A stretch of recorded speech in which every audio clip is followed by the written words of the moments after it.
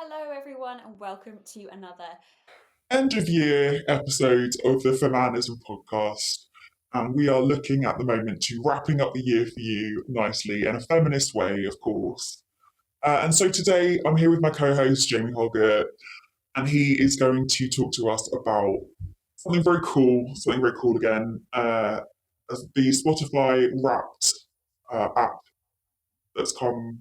Is it an app, Jamie? Sorry, I'm not. Yeah, Sam is a bit older than me, so you can probably tell already that he's got 2 years on me, and sometimes the tech stuff does confuse him. But Spotify is an app for music listening purposes. And podcasting, let's not forget that. Yes, so a lot of you will be listening on Spotify. Welcome. But I just wanted to do an episode about Spotify Wrapped because I honestly just think that it says a lot about you, what you listen to, music.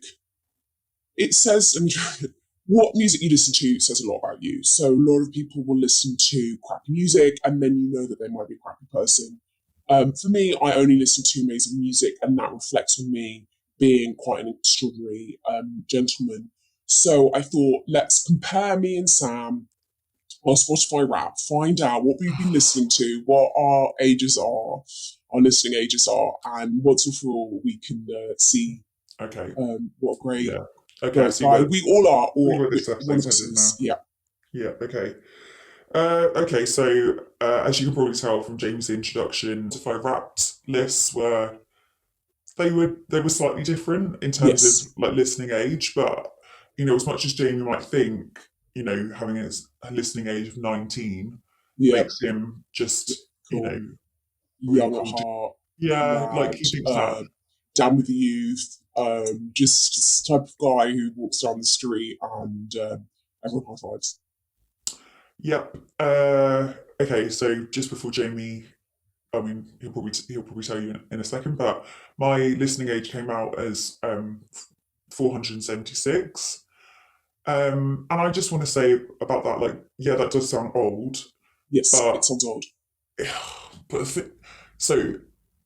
it's cool in a different way because, that's really we're talking historical now, and the reason it's 476, I think, is because I listen to a lot of Vedic chants. So when I'm just in the shed painting a warhammer, I just like to listen to these kind of ancient sounds, some Sanskrit, some sort of yogic kind of wailing.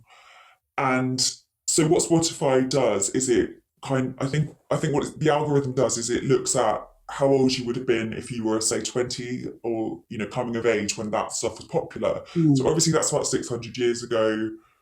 But then, but the other end of it is I've got my Sunset City listening hours in, very numerous. So it's averaged out in the sort of 400s. So that's what's happened there.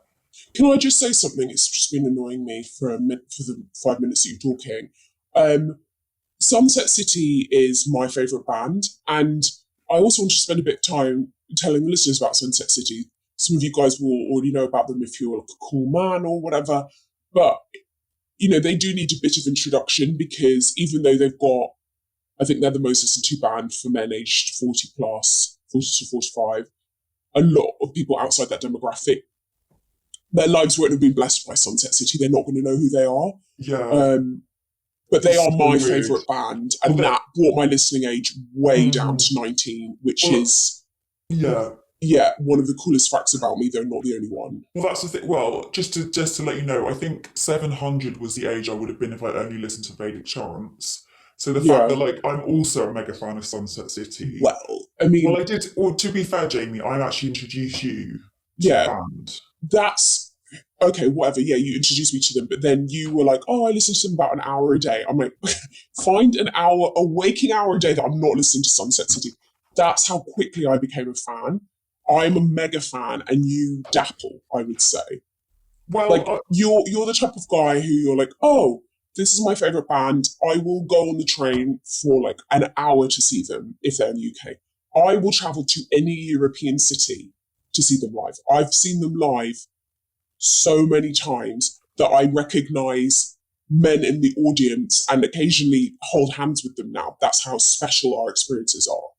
Well, yeah, and I would have done that too, Jamie. It's just that, like, you pick days where I'm supposed to be looking after the kids and stuff, and I would love to go and see Sunset City with you in Paris. And like, sorry, I don't want to get weird about it, but I did actually, it's a special band for me because it's seen me through so many hard times. And yeah, but like, I did only listen to them for like, say, an hour and a half a day, but my listening hours have really gone up this year. And I would say I'm averaging 3. If you're listening to Sunset City for 3 hours a day, I wouldn't even bother mentioning that, so little. The whole thing is you're supposed to listen to them all day.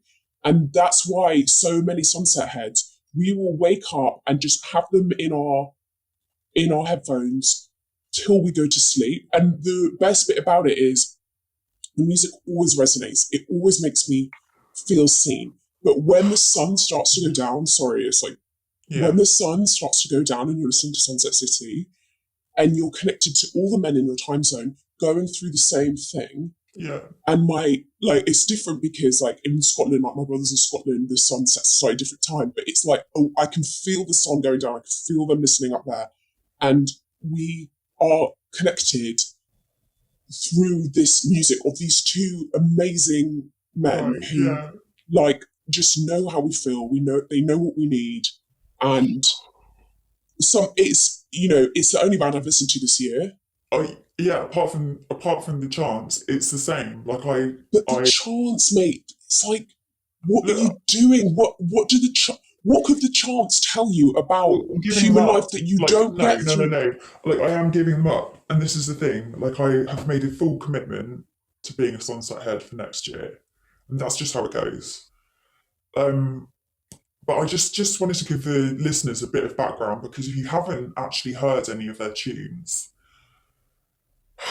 I think what Jamie's speaking to there is like they just capture the universal experience. Yeah. If you've ever driven in a car, yeah. If that car has ever been driven in the rain, yes. If you're on a highway, if you've ever loved a girl, if you've ever loved a pretty girl, and what I think they get so right in their albums is the arrogance of a pretty girl. If you've ever been a poor chap who's seen a beautiful woman walk down the road and you know she won't marry you. Yeah.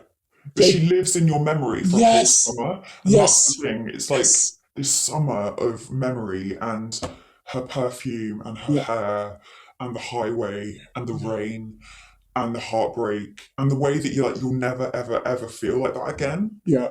Like they just capture that, and like it's so universal. And I think like every sort of, late millennial that I've ever heard of, male, just has those experiences of, we're now at that stage of our lives where we just look back on all those summers where we were on the highway. It was raining. There was a girl. There was heartbreak, and she lived in our memories for just one summer. And like, I don't know. It really does something to a chap. I feel like they are saying it's all right, whoever you are, whether you've loved a woman with blonde hair, a woman with red hair, a woman with dark hair, whatever the length of hair, whatever, it's curly or straight. Like, a lot of women lie with their hair, so they'll have, like, you think you've fallen, say you already see a beautiful woman with wavy hair, you don't know if she's actually got straight hair. And scrunched it through with gel or something. You just don't know. And a lot of the time women trick us like that. They're not honest. And these guys know that, and they make it okay to fall in love with whoever you fall in love with. And they know that most women, like, I'm a very attractive man, like, a lot of women fancy me, they see me and they fall at my feet, but not every single woman. And I feel like this band get that.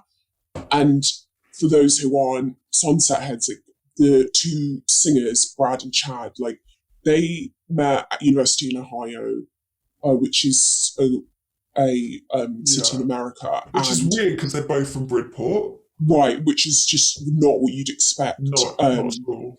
but they majored in electronic keyboard music, which was a synth laptop. Yeah, was their major. I think that was their minor was synth laptop. Sorry, yeah, no. I think they did a sort of combined course. They both have driving licenses. They both have cars. Yeah. They're both very attuned to sort of being in a city, and they don't mind driving at night. Yeah, and they'll drive in the rain. Yeah, they're very. I think it's bravery actually. Yeah, and I think that's also what's speaking to a lot of men over 40 who, like, for them driving at night is just terrifying because your eyesight starts to go. And I don't like driving at night. Jamie won't drive at night. There's bad roads around. Yeah, there are. Yeah, a lot of roadworks at the moment because the councils, I guess, have just got their budgets through. I've been writing to the council regularly, but I feel like they're dimming the street lamps. They're dimming the street lamps and they're brightening the LEDs on people's headlights. Yes, yeah. So it's like, oh my god, will you put your beams down, please? Yeah. It's so hard, especially when it's raining. It's also annoying because I was, obviously, as you know, so many car accidents, not my fault, and then I had my eyes checked and they were like, you need glasses. I said, I don't. They said, you do need glasses. I said, I absolutely don't. Like, if I think my eyes would tell me if I needed glasses, like, your body would let you know. But they were like, you don't. And I said to them, I have 20/20 vision. I've got perfect vision. I've always wanted to be a pilot. Yeah. And they said, like, you really need, it's quite a strong prescription. And I thought, jokes on them, I'm not going to get glasses. And I'm not a glasses guy. Like, if you look at me, you think perfect eyes, right? Oh yeah, definitely. I think Sunset City do remind you of a time where driving was easy. Yeah. And back in the day, and it was a pleasure to drive down the highway at night. Yeah. It wasn't terrifying, and you weren't just kind of peering just over the steering wheel trying to just see 3 feet in front of you. But that's we've got a workaround. So Jamie and I do like to drive at night now, and it has been really nice. Yeah. So we just pop Sunset City on a playlist. Yeah, right. And it's magical. So I drive. I get because I do have nighttime specs, and they are handy. But that's just that's for you, mate. You need them for your eyes. So I really did need them. So I put my specs on, and off we go up the A36. And I have to say, once we're on the 303 and we're really cruising, we get a sunset past Stonehenge. It is. It's driving the highway with my best pal. Well, thinking about heartbreak. Jamie likes to get a McDonald's on the way out. Yeah. Burger King on the way back. Starter, main course. So there's just like all these nostalgic smells. There's the onions. There's the smell of the chips. The hard beef. And then that milkshake that he spilled in the back of my car last week didn't tell me about. Well, it smells like those air freshener things, the strawberry ones. I said, I'm doing you a favour, mate, because maybe it did for a couple of days after. Yeah. It doesn't smell like that now. What does it smell like? Have you ever, we haven't had kids, have you? So, baby sick? No, never. Right, okay, well, next time you get in the jazz, you'll see. I'll spill another milk if it would help to just cover it up with a fresh. Well, actually, Jamie, I have a little treat. I was like, I'm going to get the car cleaned, so I'm sending the car off to get properly cleaned, and I got a bit of another Christmas treat. I know we've already done your Christmas presents, but tonight, just for you, I've hired us a red convertible. Wow, why? Because I just thought, why not? Like, let's get the wind in our hair. Let's actually have some air flowing through the car while you're eating your 2 happy meals. Well, let's just do it. Hey. It's red. We're going to drive the highway. We're going to pop the hood down, and we're just going to cruise around listening to some of our favourite tunes. What I love so much about Sunset City is when you're describing that, I know that tears will fall. I've never cried in the wind. I don't cry. I've never cried until this year. I've literally never cried in my life. But Tears in the Wind, which is the name of third studio album, by the way. Yeah. And it's all about cruising down the highway, which is sort of one of their quite explicit themes. The music speaks to the 40-something-year-old male condition. And suddenly things come up like, my parents divorced. I probably never mentioned that, but they did divorce when I was 12 and I just didn't care. And then this year I've been crying about it. Crying about, I lost my job through no fault of my own. Music, accusations that, yeah, from a girl. Don't stack up, don't add up. Yeah. He said, she said, but the plural of she in this case, and the singular of he. I never really thought about what that has cost me until being with my brothers at the gigs, being in the car with you. I cry, and I just want to thank Chad and Brad for that. And they do have songs about accusations of sexual assault, and they do have songs about parents getting divorced. Those ones, just so if anyone does want to listen, and they want to listen about theme of divorce, there is Evening Sunset. Yes. That's their big divorce tune. Yeah. Pink Sky Late Afternoon, brackets, Winter. That's another really big kind of when your parents get divorced song. Mm-hmm. And there's one about dad driving the highway. Yeah. And I think that's, really speaks to the kind of, 13-year-old inside the 40-year-old man who is experiencing that.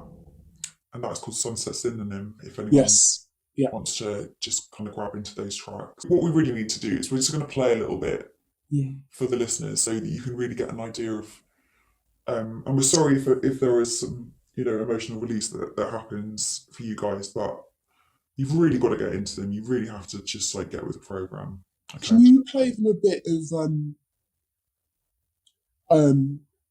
Nighttime Drive Time? Yes. Oh my goodness. Yes. That's actually very interesting. It's a song about Chad and Brad, both of them, weirdly, and I would say irrelevantly, have very powerful dads in the music industry, which is not how they got where they are. Massive coincidence. But this is a song about accusations of nepotism, and I think it really, and they say we hate nepo babies, but we don't have anything to do with that. And it's beautiful, and it's a song really about men never getting credit for their hard work, and how everything is always framed as, it's because you're a man or a white man or your dad's a billionaires and they run the industry. It's a beautiful song. It's such a beautiful song. So I was going to play you a little bit of this now. So this is from their 58th studio album. It's titled Big Sunset. Okay, here we go.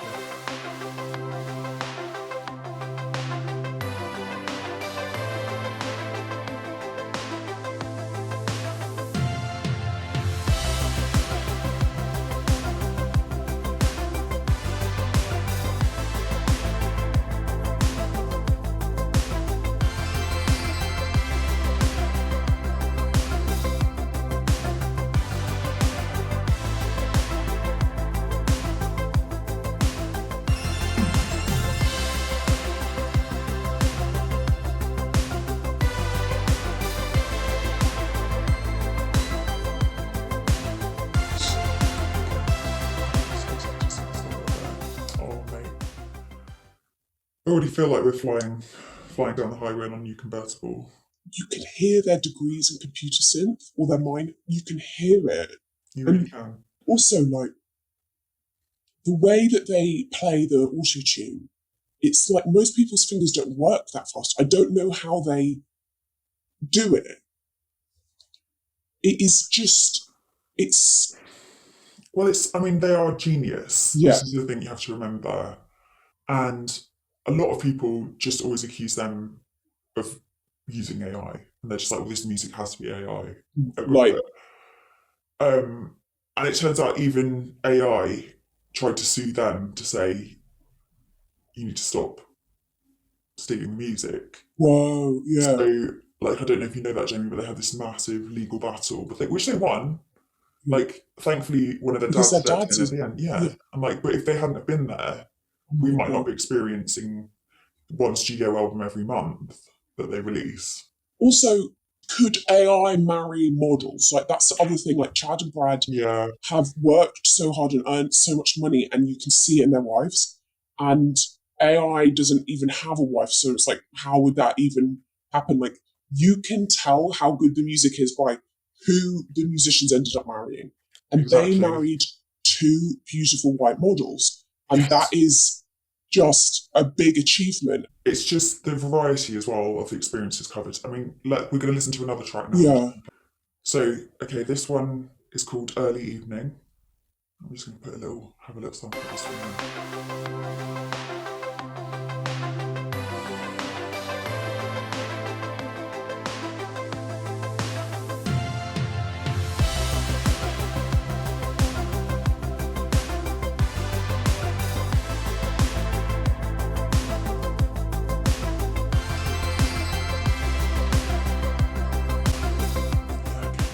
It is. Also, it's mad to think that the same band did those two tracks. It's incredible. And those are actually like... So the first one is from their 11th studio album. Right, yeah. What's that, 3 years ago? Yeah. And this is 58. Yeah. So it's just crazy, the journey that they've been on synth-wise. Just musically, you know, where it's going, where it's been. It's just... I mean, it's genius. So I have to say, Jamie, it's almost time. We have, what time is it now? We're looking at, 3 p.m. We've got probably an hour to get out on the road. Right. If we really want to see that sunset. They've just dropped a new album today, in fact. No way. Yes. I didn't know that. We're going to be listening to that tonight. This is part of the surprise, Jamie, and that's why it's today. So, Chad and Brad, Sunset City. Yeah. New album, Orange Sky. Oh, I love that. Yeah. That's good. That's good. Yeah. It sounds like Sunset. Yeah. I mean, yeah. That's it's already put me in the mood. That's all I can say. So we're just going to play you out with the title track from that, which is Pretty Dark. And so you guys, thanks so much for listening. We couldn't be happier. And happy highway. I can't wait to hear it. Really love it.